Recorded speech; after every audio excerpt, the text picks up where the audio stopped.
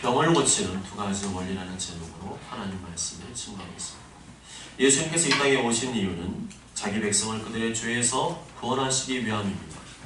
이 말은 모든 사람은 다 죄인이라는 것이죠. 사람들이 구원받지 못하는 이유는 자신들의 죄 때문이라는 것입니다. 구원받지 못한다는 것은 무엇을 의미합니까? 하나님의 심판이 있음을 의미합니다. 히브리서 9장 27절에 한 번 죽는 것은 사람에게 정해진 것이요 그 후에는 심판이 있다고 말씀합니다. 하나님의 심판은 무서운 지옥입니다. 지옥은 영원히 꺼지지 않는 불못입니다.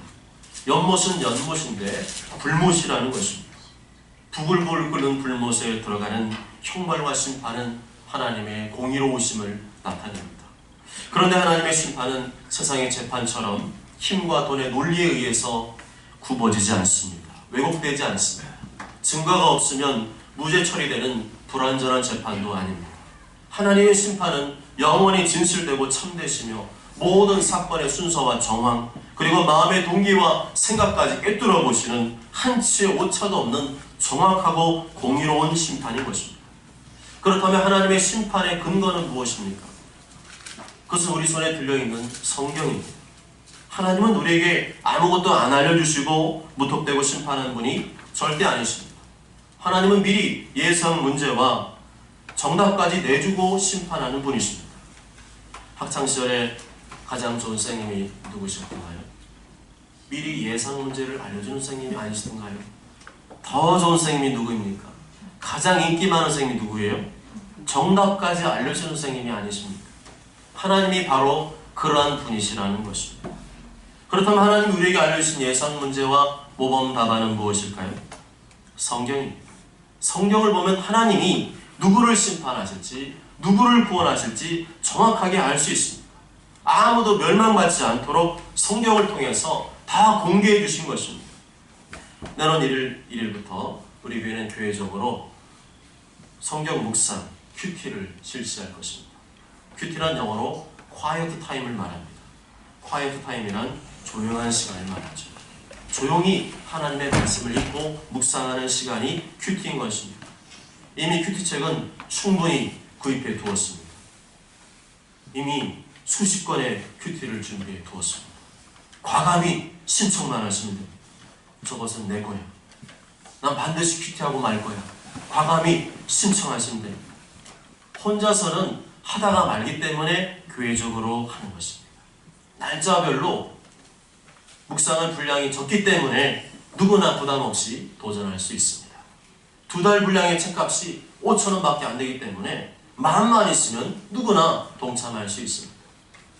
7년 정도 꾸준히 큐티를 하시게 되면 성경 66권 전체를 정독할 수 있는 특별한 기회입니다. 먼저 어른들부터 큐티를 하고 나중에는 어린이들도 큐티를 실시할 것입니다. 어린이 큐티 교재도 이미 다 정해놓았습니다. 시중에出판되고 있는 어린이 큐티 교재를 다 사서 확인해 놓았습니다. 그래서 전 교인이 매일 하나님 말씀을 읽고 묵상하는 공동체로 만들어갈 것입니다. 적어도 말씀을 몰라서 못했다는 변명은 못하게 할 것입니다. 날마다 밥은 잘 먹으면서 영혼의 양식을 먹지 않는 것은 하나님의 자녀로서 부끄러운 일이 아니겠습니까? 왜 성경을 읽어야 합니까? 왜 성경을 묵상해야 합니까? 모르면 못하기 때문입니다. 모르면 안 하기 때문입니다. 악하고 게으른 종이 되어서는 안 되기 때문입니다. 하나님의 모든 뜻이 성경에 담겨 있는데 성경을 모르고 어떻게 하나님의 뜻대로 살 수 있습니까? 하나님 아버지의 뜻이 뭔지도 모르는 사람을 어떻게 하나님의 자녀라고 할 수 있습니까? 성경을 왜 안 읽느냐?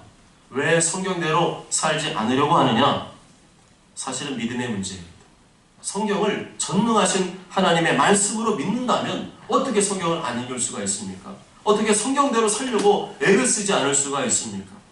성경을 믿는 사람은 성경대로 살려고 애를 쓰는 사람입니다. 성경을 믿지 않으니까 성경 말씀을 무시하고 농담처럼 여기는 것이죠.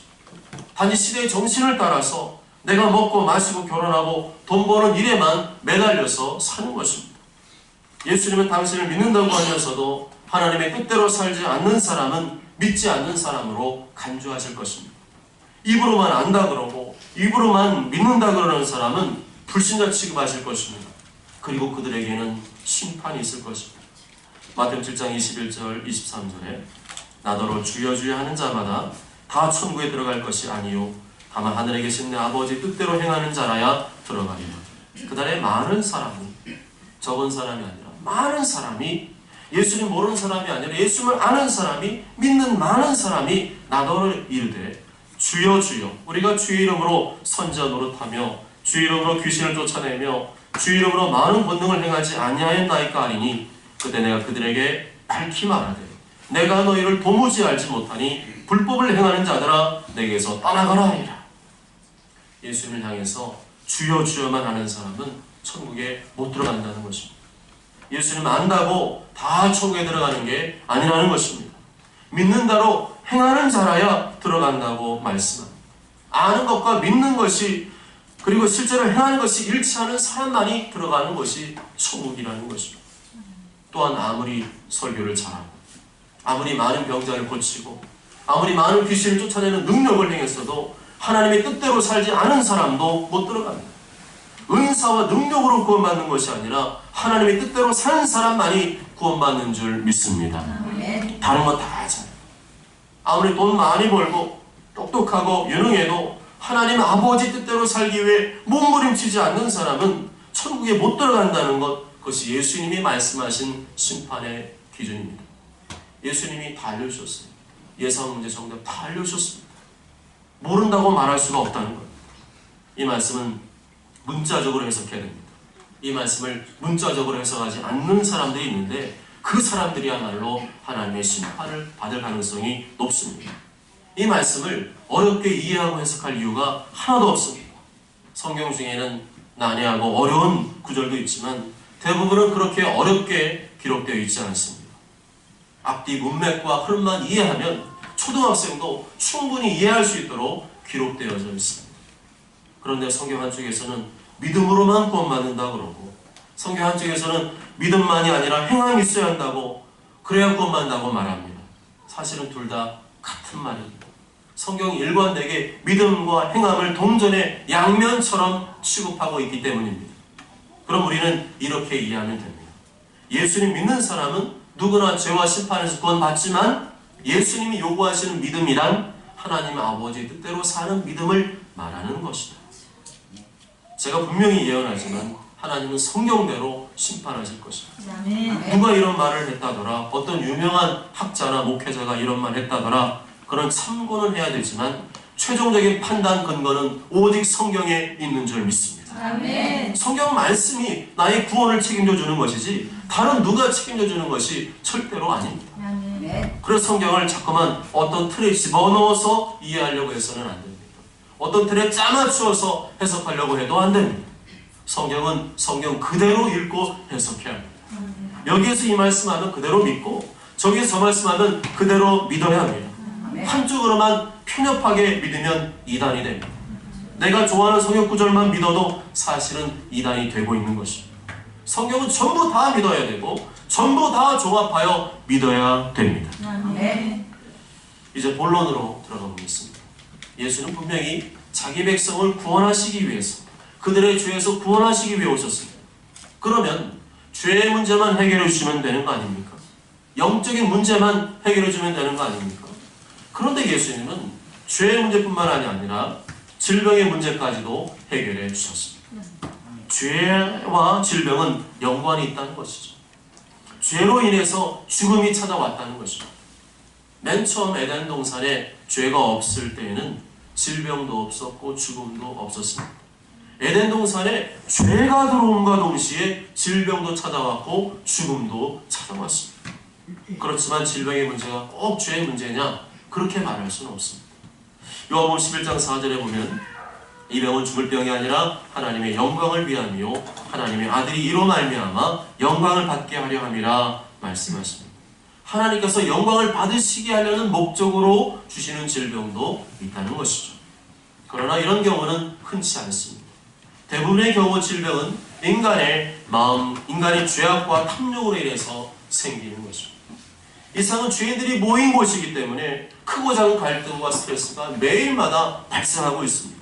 문제는 이것이 적절히 해소되지 않으면 병이 됩니다. 마음의 상처와 스트레스가 병이 되는 것이죠.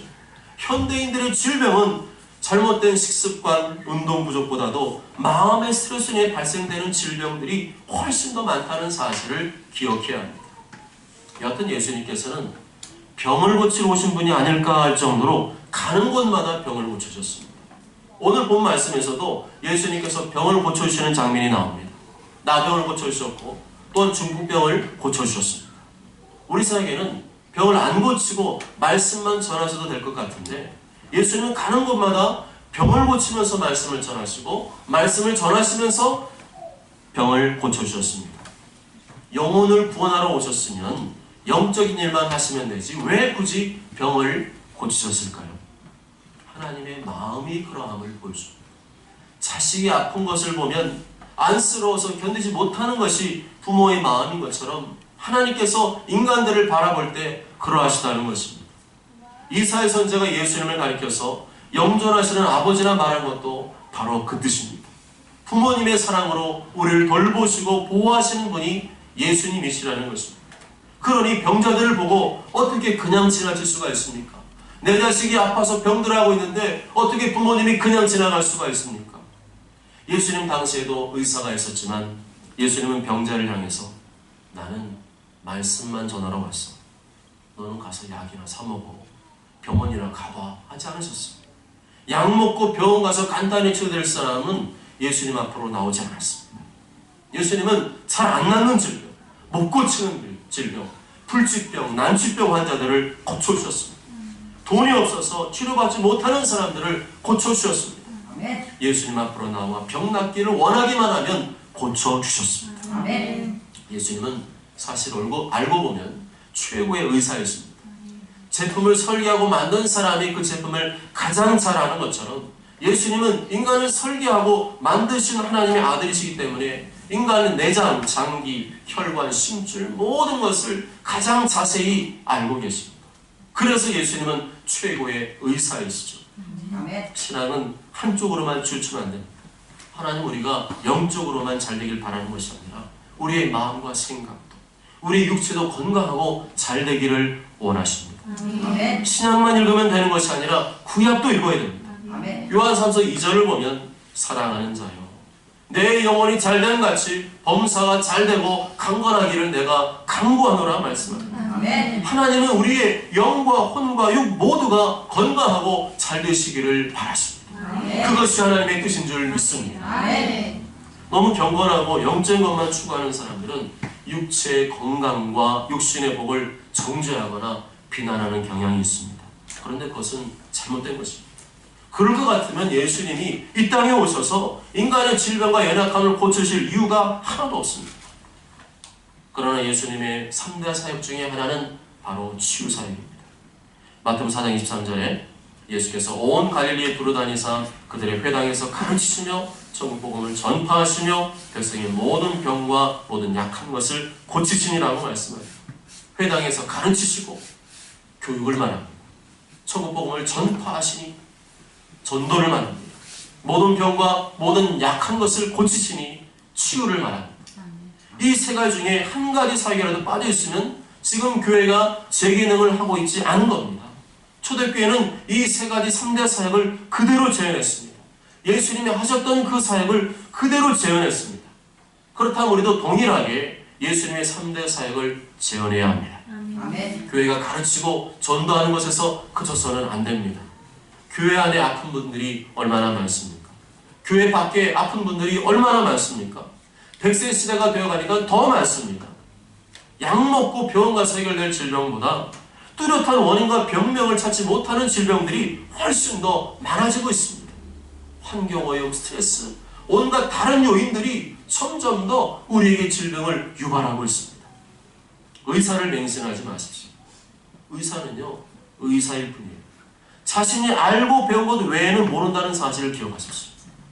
정확하게 찝어내야 되는데 사실 자기가 배운 거 거기에 없으면요 그 옆에 비슷한 거 가지고 치료하는 겁니다. 약물의 부작용으로 발생하는 것 얼마나 질병이 많은지 모릅니다. 그래서 의사도 맹신하지 마시고 약물도 맹신하지 마십시오. 그러나 예수님은 완벽하십니다. 의사도 모르는 질병의 원인을 찾아내서 치료할 수 있는 분이 예수님밖에는 없는 줄 믿습니다. 수술하지 않고도 성령의 능력으로 치료할 수 있는 분은 예수님밖에 없는 줄 믿습니다. 예수님 제자들을 파송하시면서 뭐라고 하셨습니까? 마태복음 10장 7절 8절에 가면서 전파하여 말하되 천국이 가까이 왔다 하고 병든 자를 고치며 죽은 자를 살리며 나병한 자를 깨끗하게 하며 귀신을 쫓아내되 너희가 거저 받았으니 거저 줘. 전도만 해라 말씀하지 않았어요. 전도하면서 뭐라 그랬어요? 병든 자를 고치라 그랬어요. 예수님이 전도하신 방식은 항상 질병을 고치면서 복음을 전하는 방식이었습니다. 전도하다가 병자를 만나면 어떻게 하라고 하셨습니까? 약은 약사에게, 진료는 의사에게 라고 하셨나요? 아닙니다. 너희들이 하라고 했어요. 너희들이 고쳐주라고 하셨습니다. 성령의 능력으로 예수님도 하셨고 제자들도 했고 초대교회도 했습니다. 그럼 우리도 해야 정상입니다. 왜냐하면 우리도 동일한 예수님의 제자이기 때문입니다. 못하는 게 이상한 것입니다. 안 하는 게 이상한 것입니다. 치유는 내가 하는 게 아니라 성령님이 하시는 일이기 때문에 믿는 자들은 누구나 할 수 있는 줄 믿습니다. 마태복음 10장 17, 18절에 믿는 자들에게는 이런 표적이 따르리니 곧 그들이 내 이름으로 귀신을 쫓아내며 새 방언을 말하며 뱀을 집어올리며 무슨 독을 마실지라도 해를 받지 아니하며 병든 사람에게 손을 얹은 즉 나으리라 하십니다. 도리어 교회에서 치유의 능력이 안 나타나는 것에 의문을 품어야 합니다. 어떻게 하나님 하면 성령님의 역사와 치유가 나타날 수 있는가를 고민해야 합니다. 그게 정상이고요. 그게 성경입니다. 치유의 능력이 안 나타나더라도 얼마든지 가르치고 전달할 수 있습니다. 그러나 치유의 능력이 나타날 때 초대교회와 같이 더 많은 구원의 열매를 이뤄갈 수 있는 줄 믿습니다. 더 담대히 하나님 말씀을 전하게 되는 줄 믿습니다. 주님은 답답해 하실 겁니다. 왜 밥을 줘도 못 먹느냐 하실 것입니다. 이미 우리에게 성령님이 와 계신데 왜 그분의 능력을 믿고 구하고 행하지 않느냐 말씀하실 것입니다.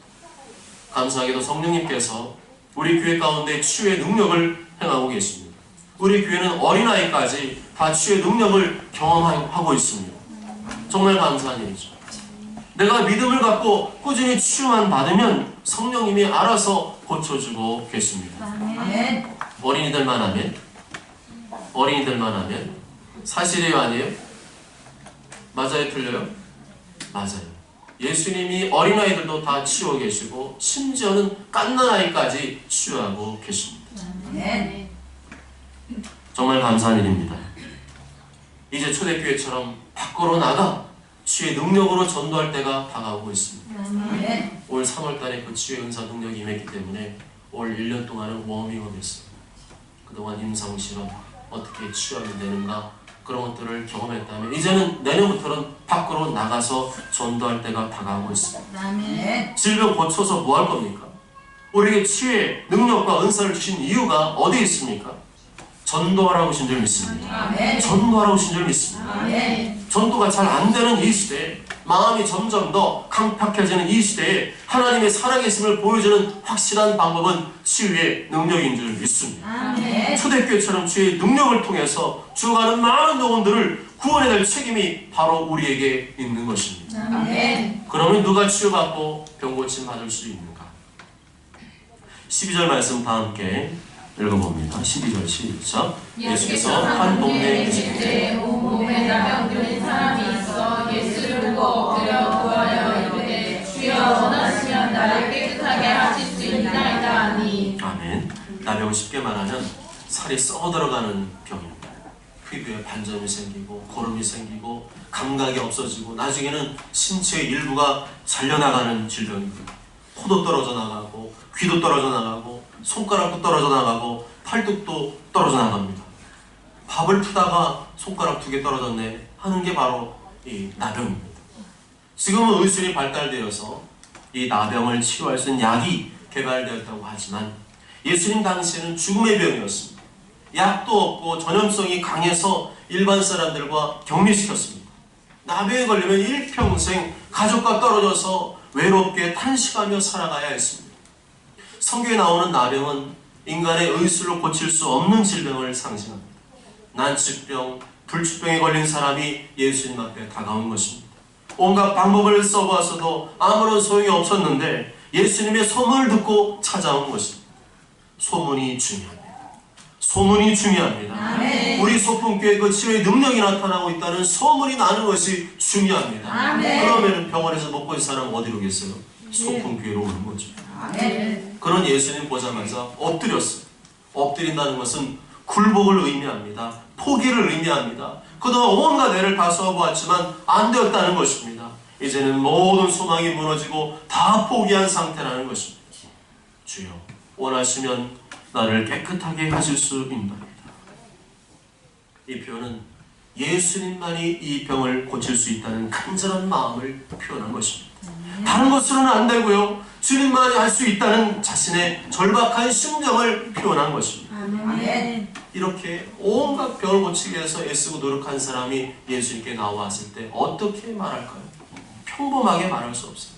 그냥 우리는 문자로 읽고 있지만 그 사람은 눈물이 글썽글썽하면서 정말 애원하는 마음으로 예수님께 말씀드렸을 겁니다. 주여, 원하시면 나를 깨끗하게 하실 수 있나이다. 아멘. 그때 예수님께서 뭐라고 대답하십니까? 13절 봅니다. 13절 시작. 예수께서 손을 내밀어 그에게 대시며 이르시되 내가 원하노니 깨끗함을 받으라 하시는데 나병이 곧 떠나니라. 아멘. 이 사람의 무엇이 나병을 고쳤습니까? 이 사람의 무엇을 보시고 나병을 고쳐주셨습니까? 예수를 보고 엎드려 구하여 이르되 주여, 원하시면 나를 깨끗하게 하실 수 있나요? 아멘. 간절한 마음입니다.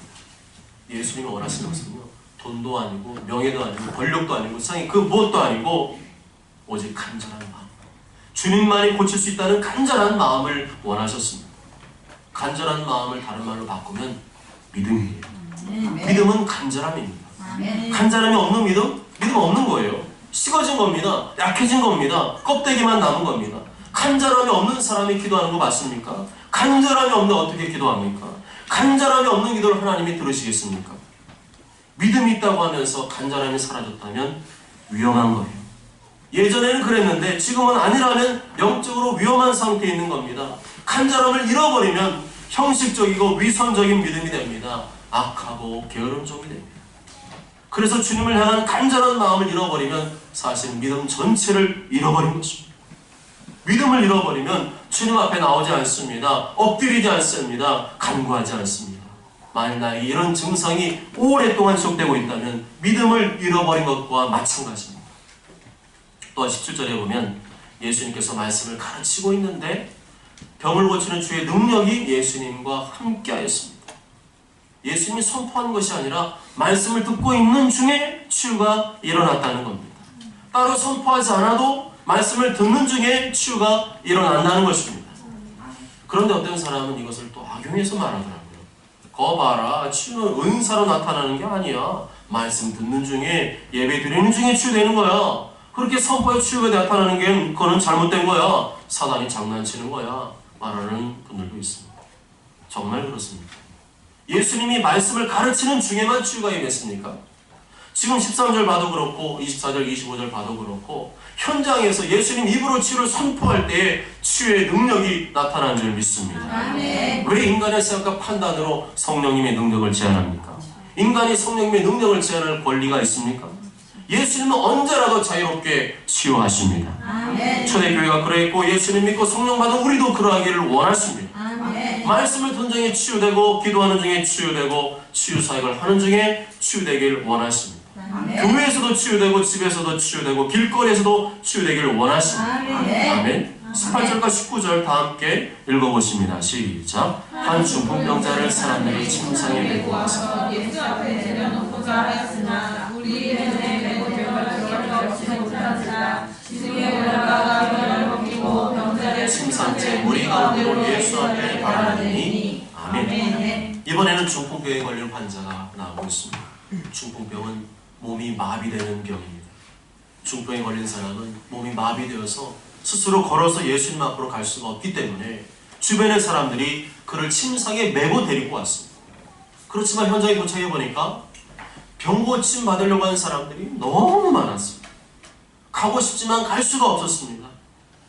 어떻게든 삐집고 들어가려고 해보았지만 사람들이 절대 안 믿겨줍니다. 나 먼저 고침받아요. 너 나중에 왔잖아. 너 줄 서. 보통 사람 같으면 포기할 만한데 이들은 절대 포기하지 않았습니다. 방법을 찾았습니다. 궁리를 냈습니다. 옳지, 지붕이 있구나. 지붕 위로 올라가자. 기와를 벗겨버렸습니다. 천장을 뜯어버렸습니다. 그리고 중풍병자를 침상째로 예수님 앞에 정확히 달아내렸습니다. 예수님은 그들의 모든 과정을 지켜보셨습니다. 그들이 오기 전부터 어떤 마음으로 왔는지를 아셨습니다. 얼마나 간절한 마음으로 왔는지, 얼마나 애타는 심정으로 왔는지를 아셨습니다. 지붕에 올라가서 기와를 벗겨버리고 천장을 뜯어버리는 그 열심을 보셨습니다. 천장을 뜯을 때 먼지가 풀풀 나는 것도 보셨고 흙이 예수님 앞에 떨어지는 것도 보셨습니다. 그렇지만 제지하지 않으셨습니다. 무례하다고 지적하지 않으셨습니다. 예수님은 그것을 그들의 믿음으로 보셨던 것입니다. 20절 말씀 다 함께 읽습니다. 20절 시작. 예수께서 그들의 믿음을 보시고 이르시되 이 사람은 내 죄사함을 받았느니라 하시니라. 아멘. 예수님께서 그들의 무엇을 보셨다고요? 그들의 믿음을 보셨습니다. 그들이 지붕에 올라가서 기와를 벗겨버리고 천장을 뜯어버리고 침상째로 달아내리는 모습을 무엇으로 보셨다고요? 믿음으로 보셨다는 것입니다.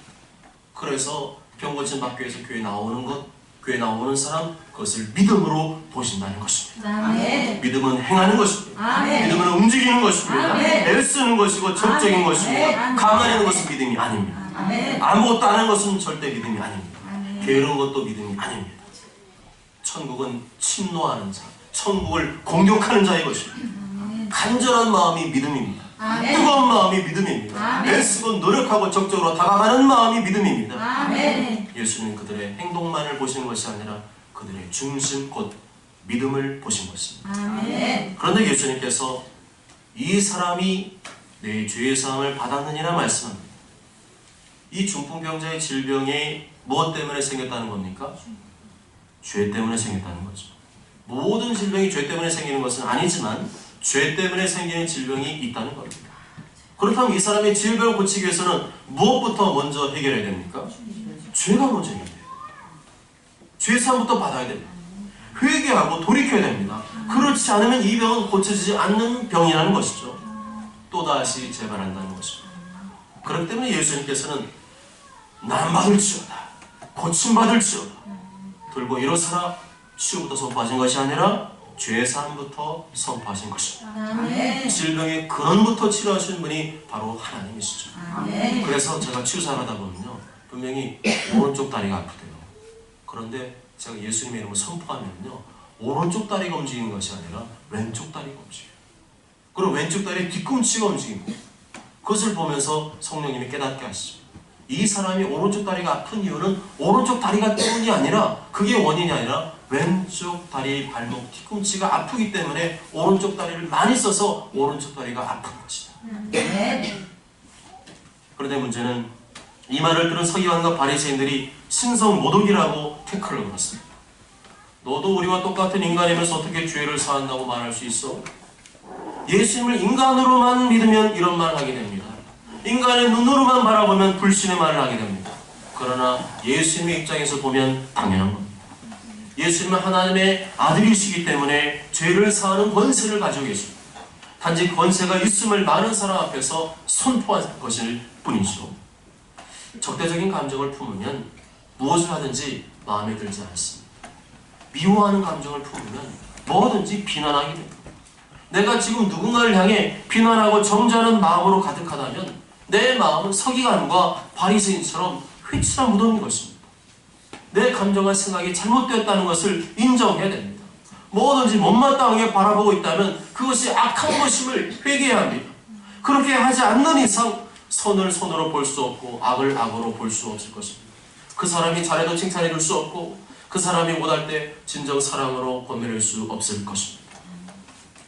하나님을 하나님의 아들로 보면 죄사함의 선포는 당연한 것이지만 예수님을 인간으로만 보면 죄사함의 선포는 교만한 것이고 신성 모독에 해당되는 것입니다. 예수님은 22절에 그들의 생각을 아셨습니다. 예수님은 겉모습만 보시는 것이 아니라 우리의 마음의 생각까지 꿰뚫어 보신다는 것입니다. 너희 마음에 무슨 생각을 하느냐? 너희 마음에 무슨 생각을 하느냐? 마음을 깨끗이 하시기 바랍니다. 생각을 깨끗이 하시기 바랍니다. 그러면서 23절에서 이런 질문을 던지시죠. 말로만 내 죄 사함 받았느니라 하는 것과 실제로 일어나 걸어가라 선포하는 것 중에 어느 것이 더 쉽겠느냐?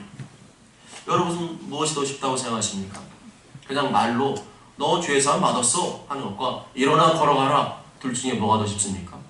그냥 말로만 한다면, 그죠? 그냥 나 현실에 그렇게 닥쳤다면 말로만 하는 게 더 쉽죠. 죄 사함 받은 그거 어떻게 알아요? 확인할 길이 없잖아. 너 죄 사함 받았어? 그러니까 이단 교주들이 그렇게 하는 거죠. 너 죄 사함 받았어.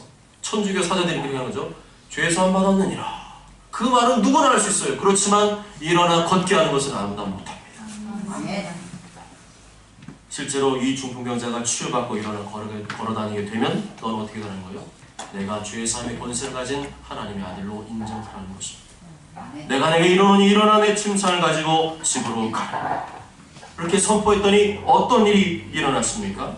25절 26절 다 함께 읽습니다. 25절 26절 시작. 그 사람이 그 앞에서 곧 일어나 그 모든 것을 가지고 하나님께 영광을 돌리며 자기 집으로 돌아가니 모든 사람이 놀라 하나님께 영광을 돌리며 심히 두려워하여 이르되 오늘 우리가 놀라움을 보았다 하니라. 아멘. 중풍병자가 선포하자마자 그 즉시 치유되어서 하나님께 영광을 돌리게 되었습니다. 그것을 기원 많은 사람들도 하나님께 영광을 돌리며 예수님을 심히 두려워하며 놀라게 되었습니다. 예수님께서 죄사함의 권세와 함께 모든 질병을 치유할 권세를 가지신 하나님의 아들이심을 온 천하에 드러내신 것입니다. 할렐루야. 사랑하는 여러분, 예수님 우리가 치유받기를 원하십니다. 아멘. 회복되기를 원하십니다. 아멘. 건강하기를 원하십니다. 아멘. 죄에서 구원함 얻을 뿐만 아니라 우리의 혼과 우리의 마음, 생각뿐만 아니라 우리의 육체도 구원받기를 원하십니다. 아멘. 내가 원하노니 깨끗함을 받아라. 아멘. 그렇다면 치유는 해도 되고 안 해도 되는 사역이 아닙니다. 치유는 반드시 해야 되는 사역입니다. 아멘. 예수님의 3대 사역 중에 하나입니다. 치유는 예수님이 원하시는 것이고 그 치유를 하라고 우리에게 성령을 부어준 줄 믿습니다. 아멘. 성경 그대로 믿는 자들을 통해서 성령 역사가 나타날 때 사람들이 하나님께 영광을 돌리게 되고 우리가 전하는 복음에 더 귀를 기울이게 될 것입니다. 아멘. 치유를 통한 전도는 예수님이 하신 것이고 초대교회가 한 것이고 우리가 해야 될 가장 중요한 전도 사역인 줄 믿습니다. 아멘. 그러기 위해서는 기도해야 됩니다. 아멘. 기도해야 됩니다. 아멘. 예수는 물러가서 한적한 곳에서 기도하십니다. 아멘. 일만 하면 쓰러집니다. 사역만 하면 쓰러집니다. 육체의 쉼도 필요하고 기도할 시간이 꼭 필요하다는 것입니다. 아멘. 기도 없이 우리 육으로만 하면 성령의 능력도 안 나타날 뿐만 아니라 마음도 상하고 육체도 쉽게 지치게 됩니다. 기도하다가 밥 먹고 기도하다가 일하고 기도하다가 전도하고 기도하다가 치유하시기 바랍니다. 아멘. 어쩌다가 기도하는 게 아니라 기도하다가 밥 먹고 기도하다가 일하고 기도하다가 사역하고 기도하다가 말씀 보고 기도하다가 여러 가지 내가 해야 될 일들을 감당하는 것, 그럴 때 그 사람에게서 성령의 능력이 나타납니다. 아멘. 모쪼록 저는 모두가 오늘 예수님께로부터 치유받은 병자들처럼 간절한 믿음으로 치유받고 힘쓰고 애쓰는 적적인 믿음으로 치유받으실 뿐만 아니라 성령의 능력으로 치유하고 복음을 전하는 전도자들이 되시길 주님의 이름으로 축복합니다. 아멘.